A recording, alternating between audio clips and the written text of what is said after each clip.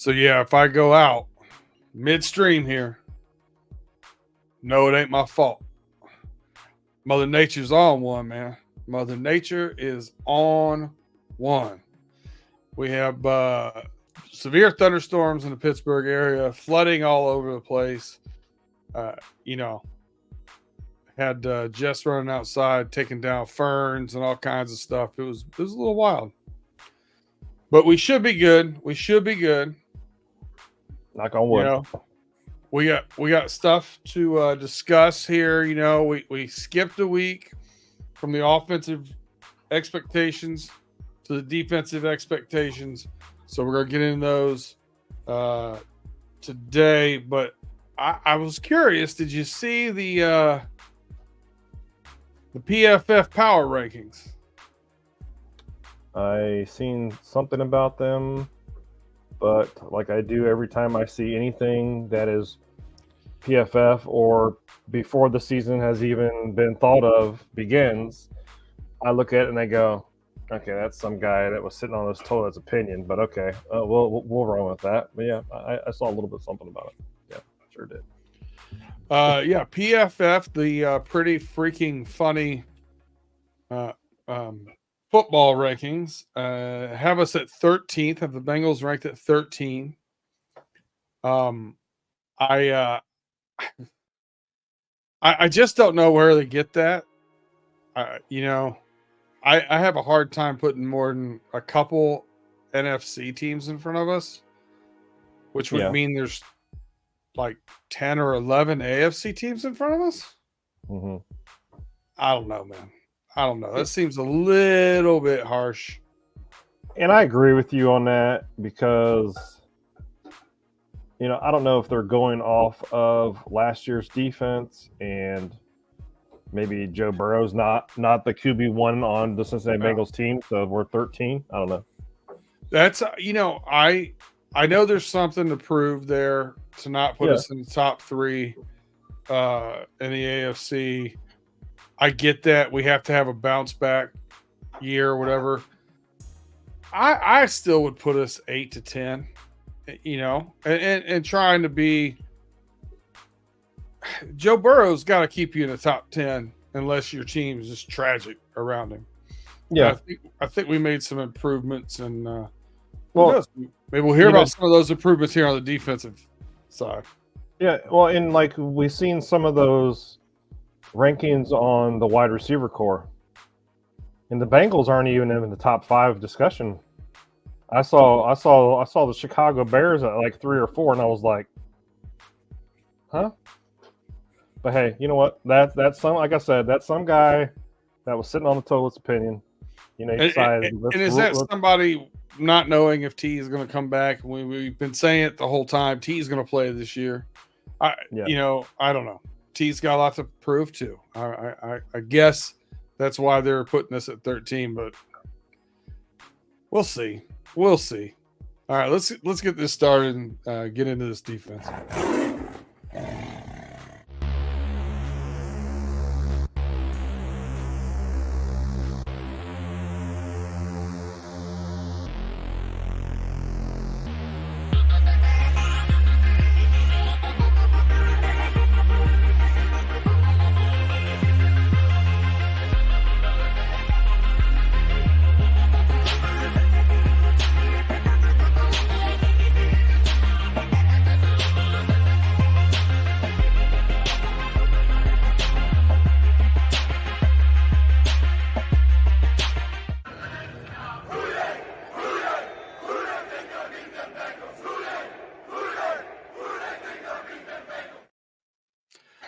Welcome back to Running Through the Jungle. I'm your host, Brandon Herriott, with your host, Tim Lyons.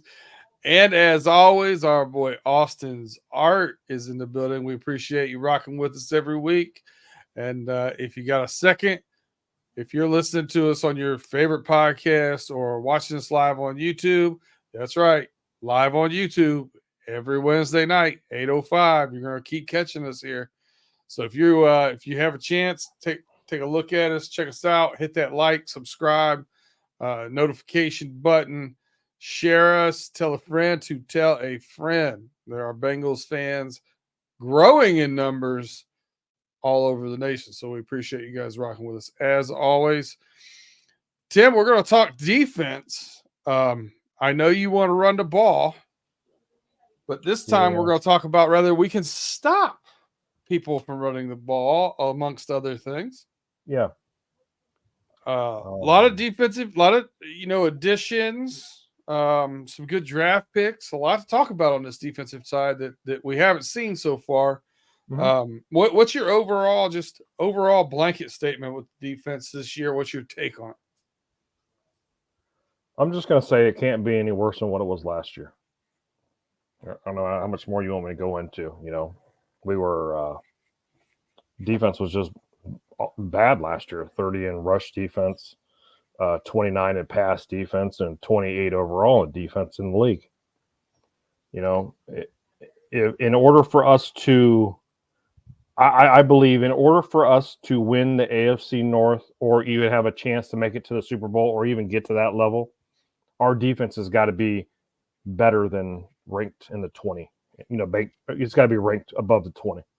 Yeah, you got to get in the again, Joe Burrow can make up for a lot of things, but to do special things, you got to be somewhere at least in the middle of the pack. I agree with you.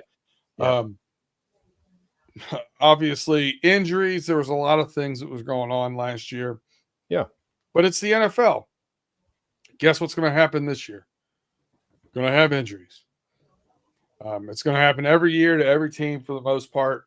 And the teams that push through it and find their way through it and have the better depth pieces and make the smarter moves seem to be the ones at the end of the season have the best team. So, yeah, if I had to my defensive reaction overall for the team, I would say cautious optimism. I'm cautiously optimistic. I like some of the moves, but again, I have warned some of our brethren in the AFC North and some other shows. You can't put too many eggs in a basket that hasn't played a snap in the NFL yet. It's a different game than college. Yeah. You can have some hopeful optimism for them, but really having expectations for rookies in this league is a little bit tough. You got to kind of wait and see how they do as far as getting their sea legs underneath them. Austin, I'm not going to speak for Tim. I'm whooped. I'm doing good, but I'm whooped, man. I've been real busy at my day job, which is a good problem to have. Tim, how you been doing? I'm doing all right. It's been busy and with work and stuff, but we won't get into that. But other than that, I'm great. Yeah. Weather's been great here, and as you guys see, I shaved the beard off because it was last week. It was like almost 90 degrees, and having a full beard with the humidity, it was not any fun. So I said, full beard gone. I'll grow it back in the wintertime. So. A little trim job. A good mentor of mine used to tell me all the time when you're doing good at work, no good deed goes unpunished. So that's what they say. We'll leave it at that. So let's start. I mean, I think what we're going to do, instead of starting up front, since obviously last year we talked a lot about the guys in the trenches, I'm going to leave that one till the last. We're going to work our way from the back of the formation to the front. And we're going to start off with a completely revamped secondary here in the safety room. I'm going to kick it right over to you. Tell us what'd you like about the moves? What are your expectations for this safety room? Our safety room, I say, I'll give it a grade. I'll say they're about a C plus, C. But they're in the middle of the C's, 75%, whatever. I give them a C. It was nice to see that Von Bell's back because our communication was missing last year, all year long. the full, I'll mention that, and I'll mention this real quick, is the linebackers were worried about what was going on behind them instead of worried about what was going on in front of them. So, us not having a strong communication with the safeties and in our secondary period, it makes everybody else's jobs hard too. So, but safety wise, they added Von Bell, Jordan Battle. He played pretty good last year. Bringing over Geno Stone from the Ravens. I'm glad we robbed him from the Ravens, so they can't have him. But I think that's played a legitimate good center field last year for them. Yeah, and of course, unfortunately for Tyson Anderson last year, he was having a great preseason, then he gets injured.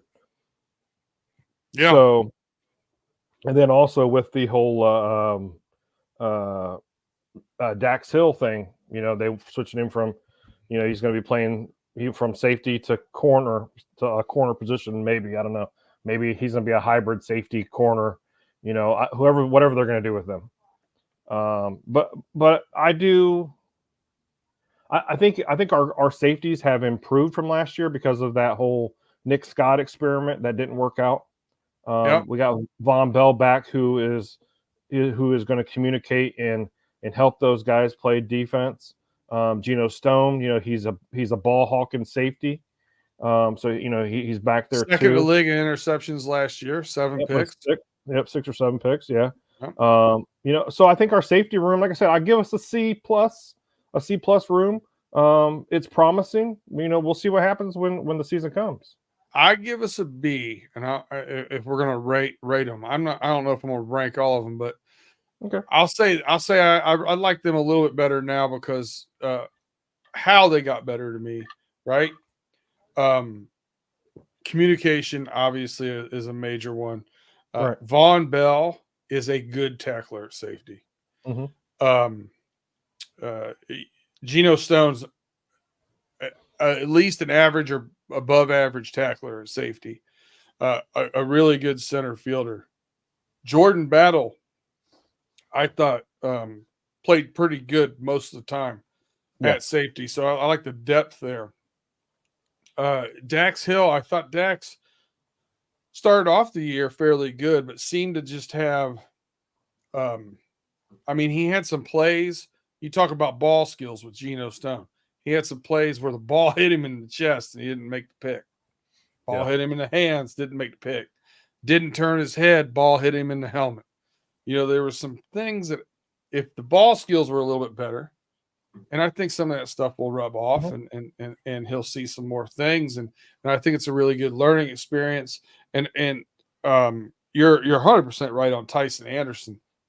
He looked really good in preseason, and we were all talking about him, and then the young man gets hurt. Yep. So will he bounce back? He's going to bounce back without having to put stressful playing minutes right away on that knee and learn from 2 professional safeties. So I like the situation we're in. I don't panic if somebody has to miss a couple games here or there, right? I feel like we got pieces that can move in and step in. Yeah. You alluded to the Dax Hill moving the corner. Next on our sheet is our cornerbacks. There's been a lot of what will Cam Taylor-Britt make that next step? Will those guys be done? And this is where you alluded to the linebackers looking back at the safeties and all stuff.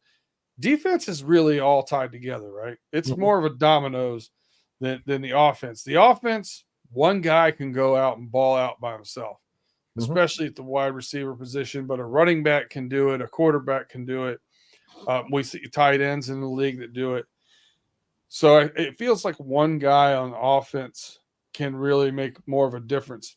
The only time you really see that happen on defense is a elite pass rusher that wrecks everything, your TJ Watt kind of deal, or a shutdown corner can control one side of the field. Still not as impactful as a star wide receiver, but Do you see anybody in our cornerback room taking a big step this season? If so, who and what do you think? What are your expectations on this cornerback room?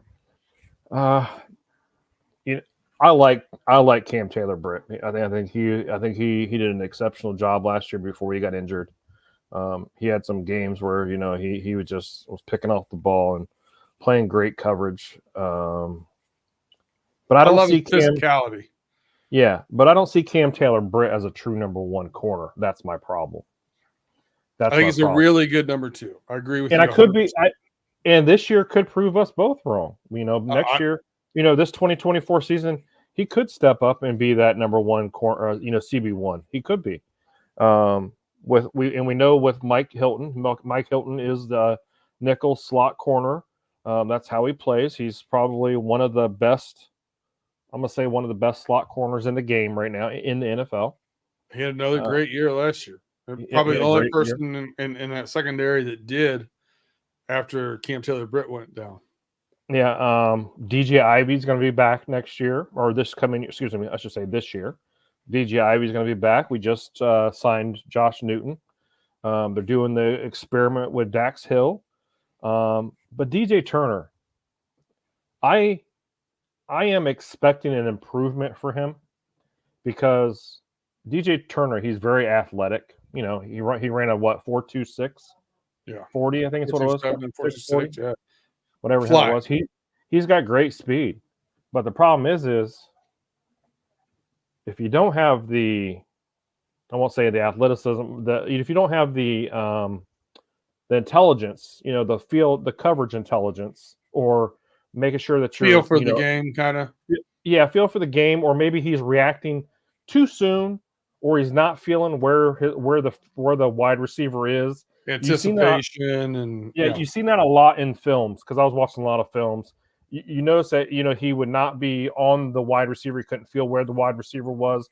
So like when they were doing quick in routes to the wide receiver, he'd lose them. And it's like, and you can't rely on no matter if you're 4.26 or not, you can't rely on that speed to catch everybody in this league. Yeah, speed don't mean squat. That I know when we played against the Bills, Stephon Diggs got him in the end zone on one play. Diggs literally got like 2 or 3 yard head start on Turner and smoked him. And then of course that Steelers game where George Pickens just torched him. Mm-hmm. Turned him around. So I'm hoping for. I can see DJ Turner being a better corner, CB2 next year or this year. Excuse me, I should just say this year. Sorry, this year I can see him. He'll improve this year, especially with the addition in the competition with Hill and Newton and Ivy. I think it's going to maybe boost his play better this year. Well, I think in a perfect world last year too, they would have liked to sit him a little bit more in my mind. Turner, if I'm looking back going into his rookie year, I would predict going into his rookie year that he would have the opportunity for the biggest upside in his second year because it wasn't the athleticism and the speed and those things that there was questions. It was how does he adjust to the physicality of the NFL game? Exactly. And he ended up trial by fire. I think, if everybody would have stayed healthy, I think he would have been rotated in and out of the games a little bit more. And there would have been more coaching moments. Trial by fire once Cam Taylor-Britt gets injured. And he's just out there on an island the whole time, right? So, so I expect him to take a good jump. This is probably my biggest question mark. I feel like I don't know what DJ Ivy is going to look like coming back. I didn't know what he was going to look like last year and never really got to see. I don't know what Josh Newton's going to look like. You look at Josh Newton's college career. 2 years ago, he was great. Yeah. Last year, mediocre at best, right? Yeah. So the team taking that step back at TCU, is that the reason why he took that step back? Was it? Right. Did he lose engagement? Were there issues? I have no idea. I don't want to speculate, but everything right now says he looks great. His physicality looks really good. We know what Cam Taylor-Britt's physicality looks like.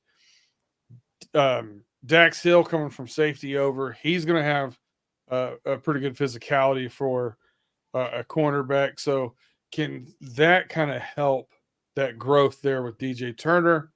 There's a lot of question marks there. I wouldn't be surprised if these guys turn the corner in a couple places and we end up having a really good secondary. I also wouldn't be surprised if we were kind of Dr. Jekyll and Mr. Hyde here and had some blemishes here or there that put us somewhere in the middle of the pack. Mm-hmm. And, I think like another thing with my concern with the cornerback room is why haven't the Bengals signed a veteran off of free agency? I assumed, or, I won't say assumed, I thought that maybe the Bengals would, get a veteran off of free agency after we lost Wouzier, but we didn't, but there's still that time. There's still corners. There's still veteran corners on the free agents block right now that are still not signed. So it's a possibility that the Bengals could get a free agent, a veteran free agent. It's a possibility, but I don't for me at this point in time, I don't see it happening. But not a bad move if it's a team guy on a good contract.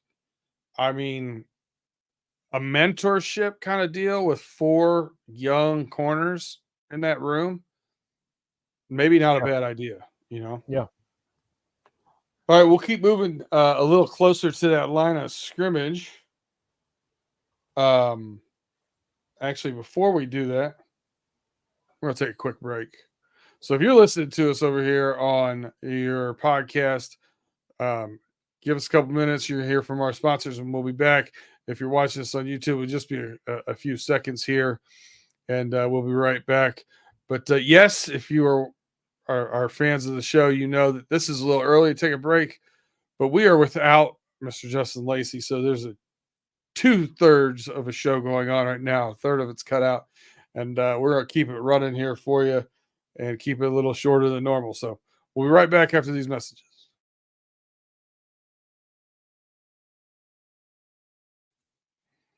All right, welcome back to Road to the Jungle.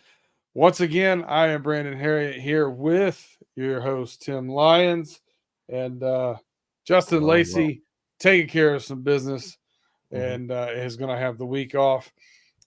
Much appreciated. He's covered my tail a couple times so far this offseason, so we appreciate you for that.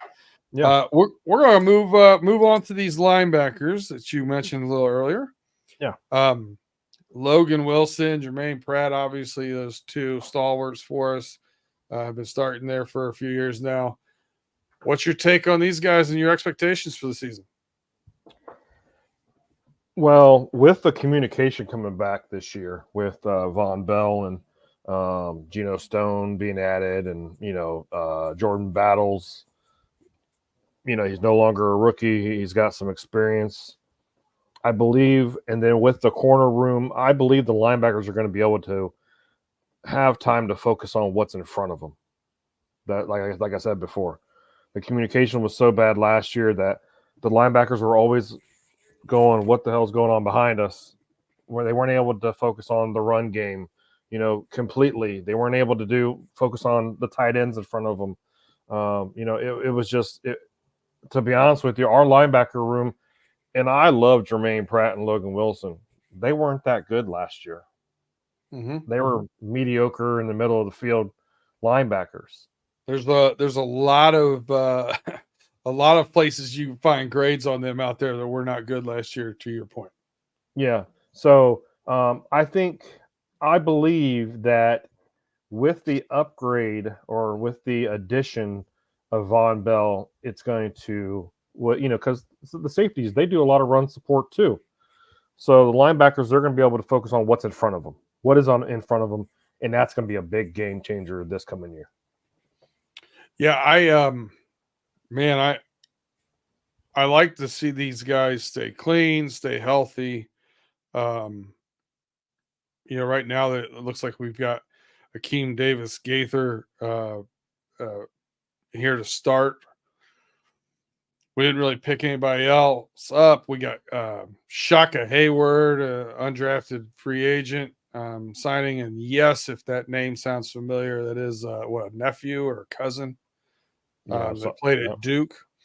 I actually liked the kid, but there wasn't a whole lot of expectations on him coming in.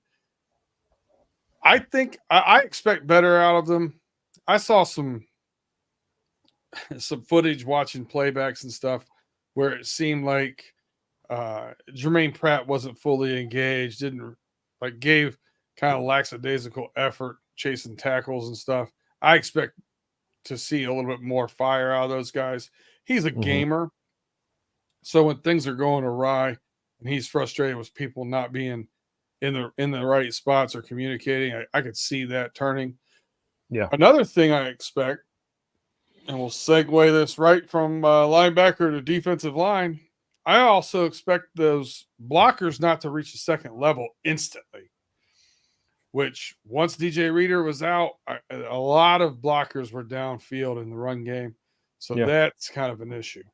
Ken Hammock, Houday, welcome to the show, Ken. Appreciate you tuning in. We're going through this defense right now. We've got the linebackers now. We're going to go defensive line. Expectations and some new faces here. What's your take on some of these guys? Well, like we were saying, we're 30th in run defense. We were 30th in run defense, even with DJ Reader as our nose guard or nose tackle. Sorry, we were still 30 in defense, 30 in rush defense. Excuse me. I expect them to be better.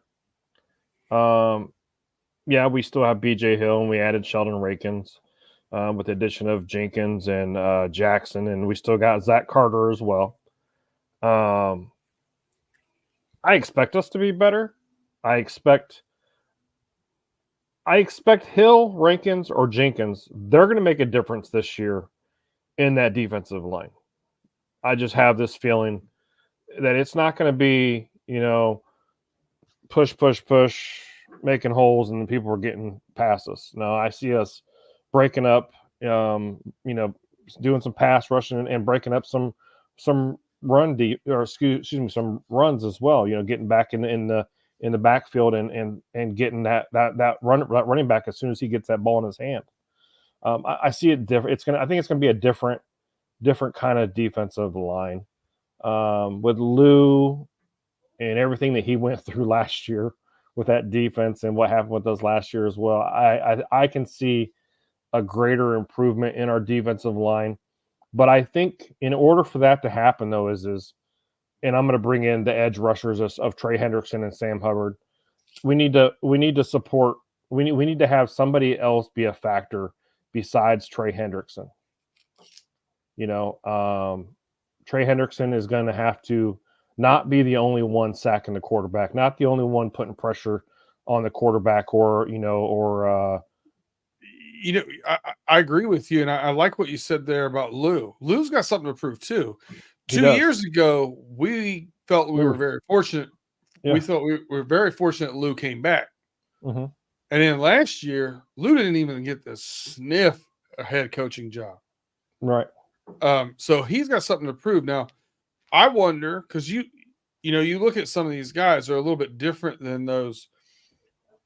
They're three technique guys. They're a little bit different than that nose tackle DJ Reader we've had in the past. They like to get upfield a little bit too, and they're a little bit more versatile in that way, pass rush and whatnot. I mean, do you think you're going to see a change in a little bit of the defensive philosophy from Lou Anarumo, where he's going to use these guys to put pressure through the middle?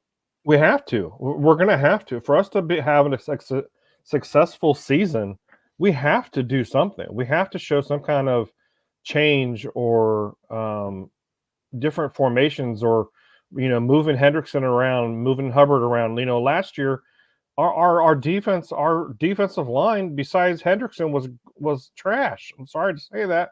They were trash. Sam Hubbard was playing on one leg the entire season, and I don't know why he would put himself through that. Pretty much, he was playing on one leg. I remember at the beginning of the season, what did I say, Brandon? I said the Cincinnati kid was going to have, he was going to be in the Defensive Player of the Year conversation. Yeah, it didn't happen. It didn't happen. I that was a hot take. That was like, it didn't happen. Sam Hubbard was not healthy. In order for us to be successful, like we've seen from all these other teams, look at the Ravens, look at the Cleveland Browns. It's not just Myles Garrett or Roquan Smith or even the Steelers or just TJ Watt. In order for us as the Cincinnati Bengals organization in defense, we have to have Myles Murphy step up. We need somebody to step up, either if it's Sheldon Rankins or BJ Hill or Jordan Battle or somebody step up in order for us to be successful. Besides Trey Hendrickson getting 20 sacks in a season, the Cincinnati Bengals have to be ranked better than 20 to be a top contender for that Super Bowl trophy and to beat Patrick Mahomes in the AFC North. My defensive number that sticks in my head is 15. Yeah, I agree. And that's why I said something better than 20. If you get me from 12 to 15, I feel like we're going to make some noise, right? Yeah. In overall defense. Something we talked about last season going in after the draft was Myles Murphy, after we saw him at mini camp, training camp, and whatever. We talked about, are you going to see a little bit of a difference where you see a Sam Hubbard move in and those guys kind of flop around, move around and stuff and try to get more pressure upfield from the interior line, and we never saw it. I think it was because he wasn't healthy. I think Hubbard wasn't healthy. That could be, and it could be because we had Hill and we had Reeder and we had defensive tackles guy to what's his name? Tufele. Oh, right? Yeah. Yep. So we have all these like bigs, in the center. So it maybe didn't. Now that you got Rankins, now you got Jenkins, now you got those guys. Yep. Now you might be able to move some chess pieces around. You may even be able to move them while they're lining up, right? Yeah. Which I think could be really cool. If you've been watching us this offseason, there's no doubt you already know who I think is going to make a really big difference for us this year. Chris Jenkins, I got to watch last year at Michigan. The mutant, I think he's going to immediately, like I said, I don't want expectations on rookies, but I think this guy's one that can handle some. Yeah. And he's going to be able to rotate, and he's got some BJ Hill and Rankins and Sheldon Rankins there with him. So I think with the rotation is going to be really good, and I think he'll be able to thrive there. The wild card for the whole thing for me is McKinley Jackson. Yeah.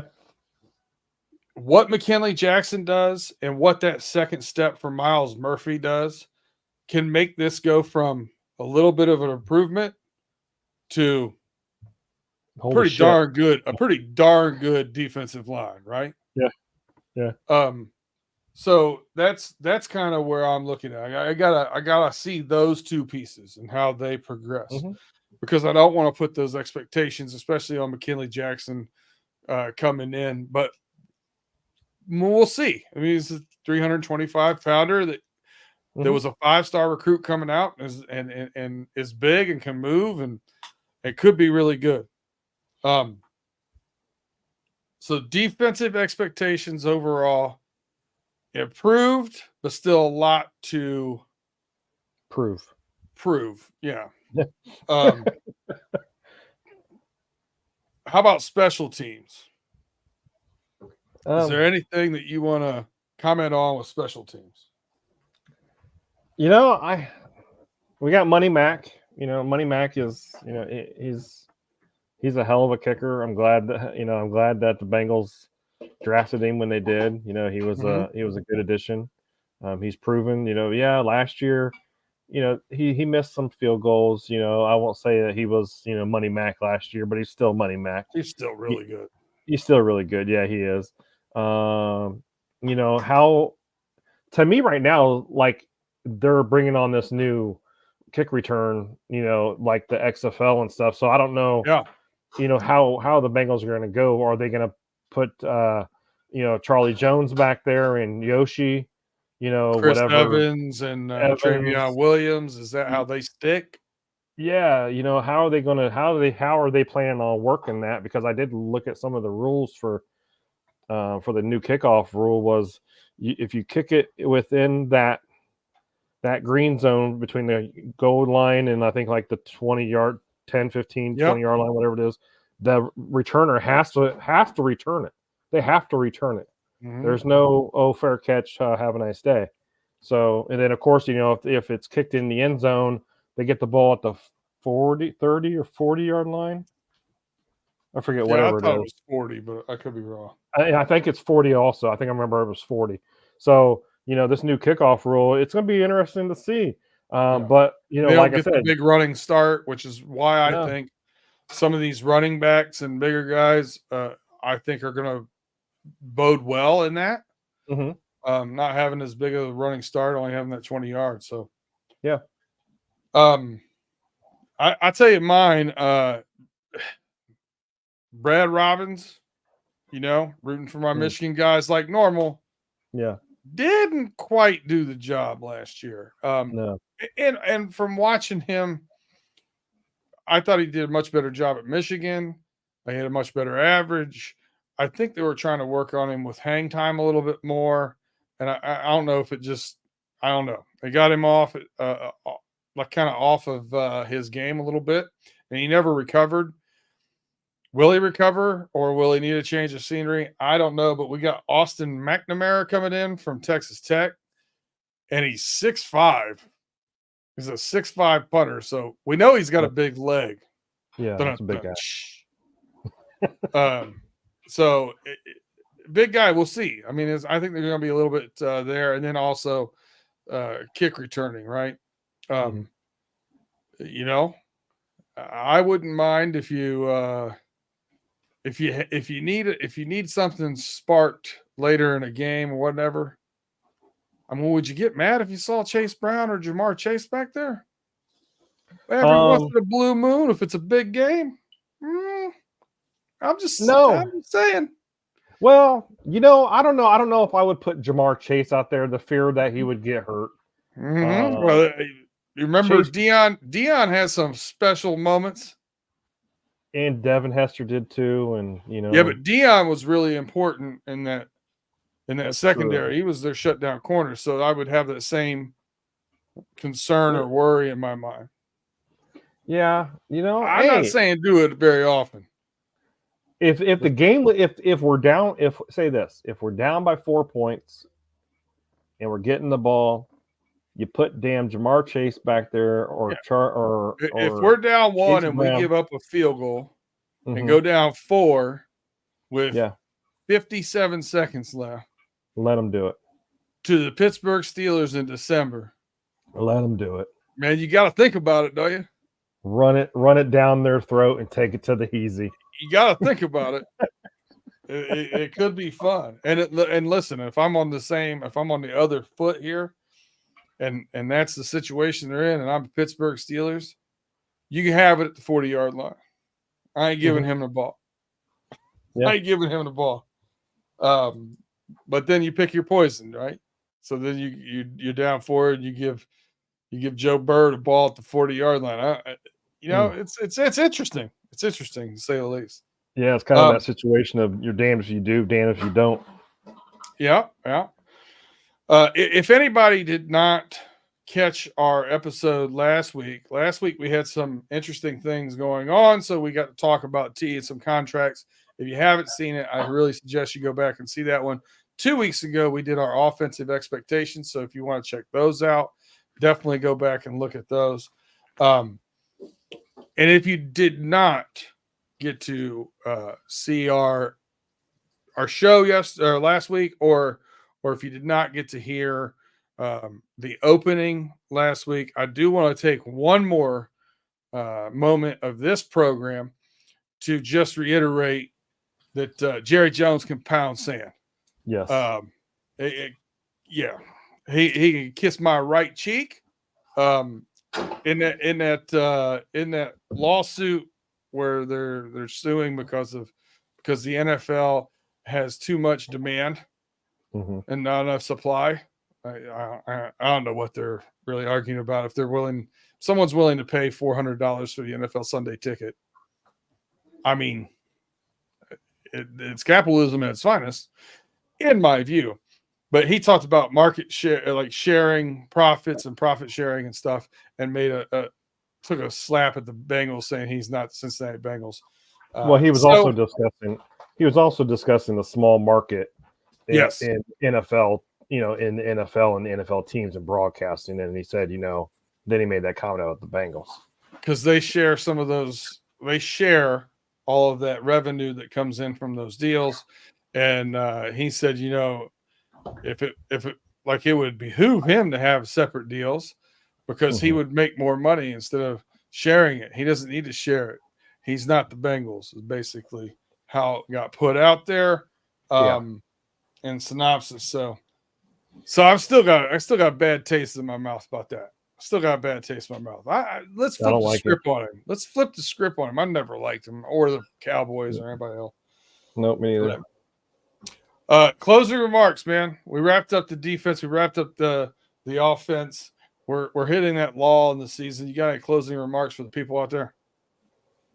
Just like I say every week, thank you everyone for watching, for liking, subscribing, hitting that alert button, sharing with a friend. We appreciate your guys' support. We are the little guys in the Bengals podcast world. I know there's some of us that watch other Bengals podcasts and they're, huge, but we're here every week just pounding it out, giving you our thoughts and, our opinions on stuff. I went from a fan to someone that has an opinion on YouTube now or on a podcast, but we appreciate you guys. We do. We really do. We appreciate you guys. I look forward to doing this every week. It's fun, and as you guys, if you guys don't know, a lot of the times when Brandon sends out the recap of what we're going to discuss on the show, I don't even prepare for it. So I try to shoot off the hip, and there's not a whole lot that needs to be prepared when we kind of talk going into it. We text throughout the week. We're talking. If there's big news, we're talking about it in our group chat. You know what I mean? We're no different than you guys in that. Listen, the YouTube, big shout out to Austin's Art, Ken. We've had some of the Steeler guys come in here. We've had a bunch of different people come in. The YouTube thing is brand new for us. Last year we were on Spotify. We did all of our recordings, and then we decided to get more into shooting this live one. Really kind of fun. It's a good time. I like the interaction. Love to get some questions and some stuff going on in that. So keep sharing that YouTube for us and getting some more people over there. But our bread and butter is the Spotify and Apple Podcasts and all those other podcasts. Wherever you get your podcasts, we appreciate you listening. I got to be honest with you, I'm not a YouTube guy. I'm a podcast guy myself too, because I drive around a lot for a living. So it's easy to put it on, listen, and away I go. And I listen to a ton of different podcasts. I listen to comedians. I listen to sports. I listen to a lot of different Audible books. So I'm always something on in my car, at work, whatever's going on. So we appreciate you making us a part of that listen for sure. Again, like, subscribe, tell a friend to tell a friend, share us to anybody you think might be wanting to hear some NFL and Bengals news. And until next week, Wednesday, 8:05 p.m., that will be all for us today. And you can catch us next week at 8:05 as we are running through the jungle.